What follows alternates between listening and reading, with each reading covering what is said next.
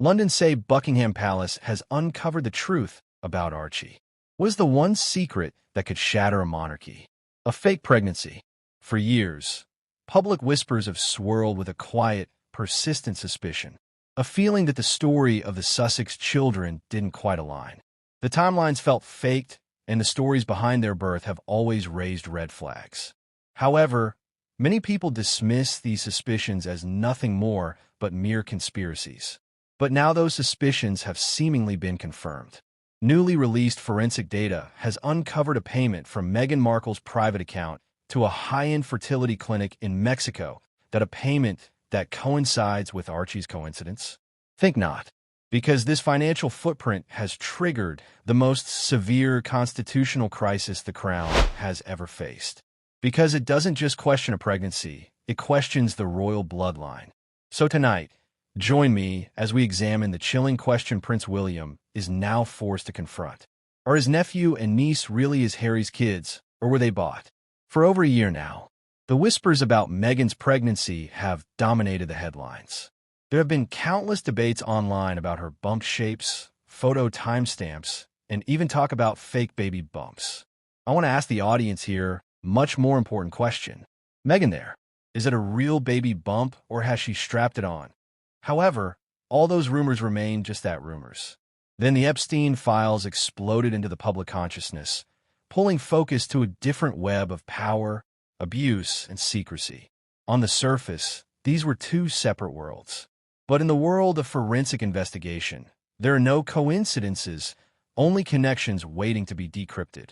And a newly released documents revealed that a single line in a vast ledger of hidden transactions has just drawn a direct line from that world of elite secrecy to the heart of the House of Windsor.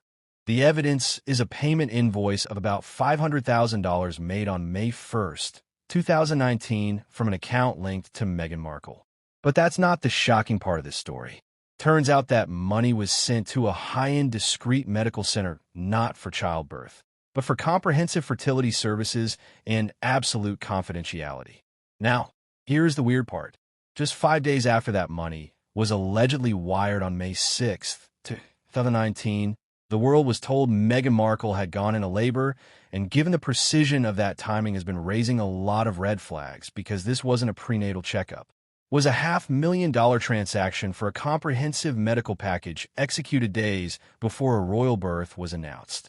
Near the Mexican border, known and certain now, to add even more red flags to this story, to this day, there is no signed confirmation of Archie's birth from the royal medical team.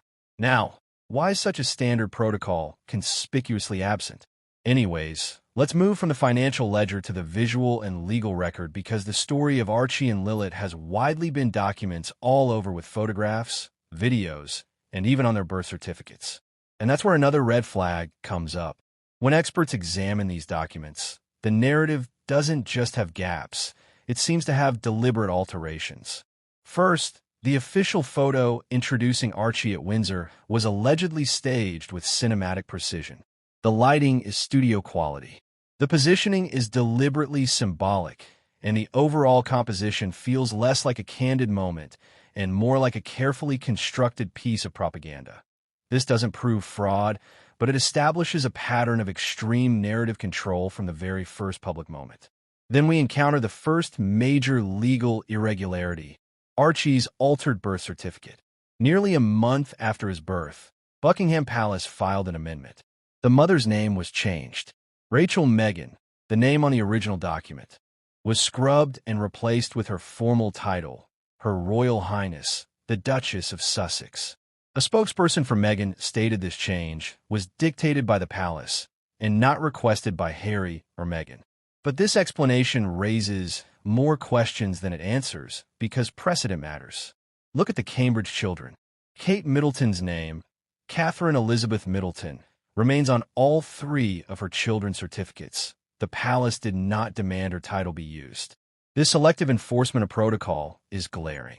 It creates a legal distinction between the children, elevating Archie's document to a purely royal status, erasing the mother's personal identity. Why was this a bureaucratic snub, as some claim? Or was it a legal necessity? Could it be that a document listing Rachel Meghan as the mother posed a risk if Rachel Meghan could not be medically verified as the birth mother? This brings us to the cascade of contradictions detailed even in Harry's own memoir, Spare. The couple fostered a narrative of a private natural birth at Frogmore Cottage. The truth revealed later was the Portland Hospital, a standard traceable medical facility. They then claimed Archie was denied the title of prince and directly linked it to a denial of security. Yet, by established royal law, he was never entitled to that title at birth. The narrative of a personal prejudicial snub conflicted with centuries-old impersonal protocol. Then there was the whole drama about Archie's skin color, while alleging that those conversations were tied to his status, which created an emotionally charged but factually murky layer to the entire event.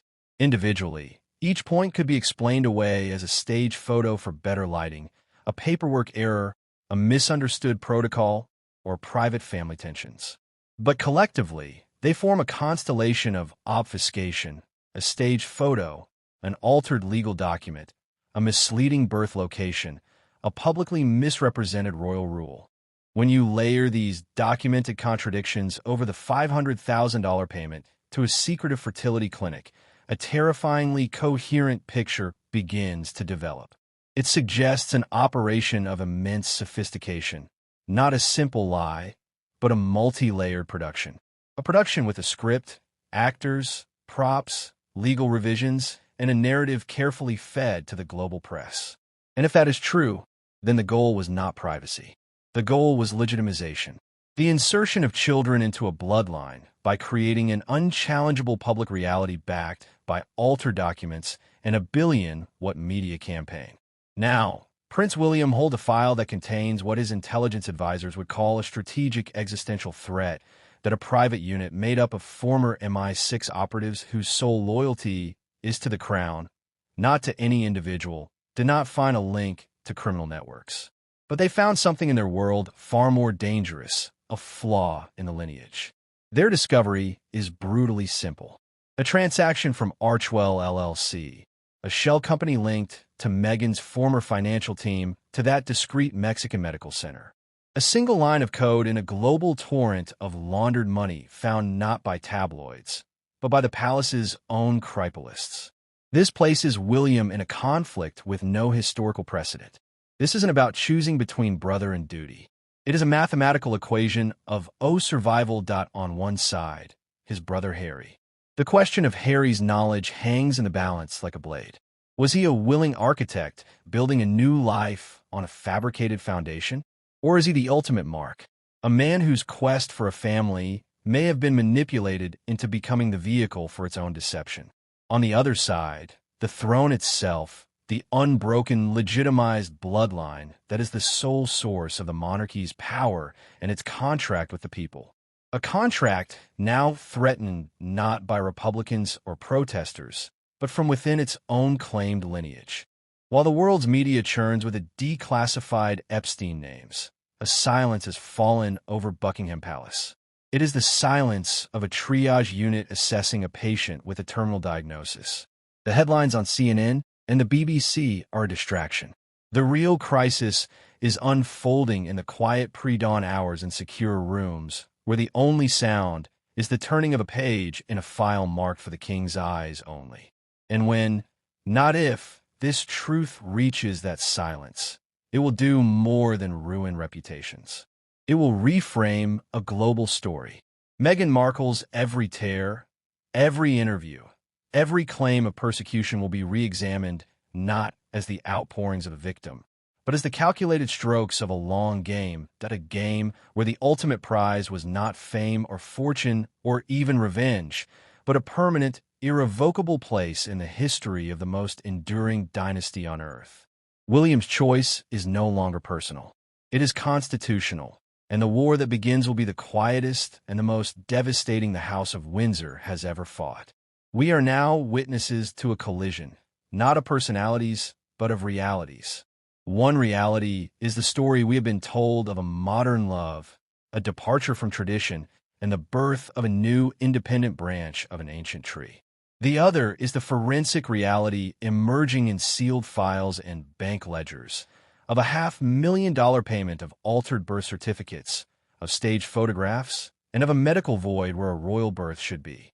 Prince William does not hold a scandal. He holds a detonator, one that could shatter the family or one that could preserve the institution by surgically removing a perceived corruption at its root. There is no middle ground.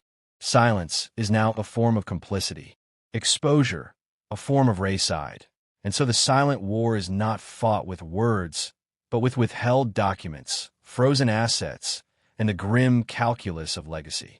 The world may watch the spectacle of public interviews and Netflix deals, but the true battle is waged in the shadows of palace archives and private intelligence briefings. In the coming months, fragments will surface, a leaked memo, an anonymous courier's confession, a financial audit. Each one is a piece of puzzle that, when assembled, will force a final public verdict. Will it reveal a breathtaking deception at the heart of the monarchy or a tragic series of misunderstandings weaponized by palace factions? The answer will not just define a family. It will redefine a 1,000-year-old institution in the eyes of a disillusioned world. This is no longer a royal saga. It is a historical inquiry, and we are all now the jury. So, let me know what you think. Till next time, bye.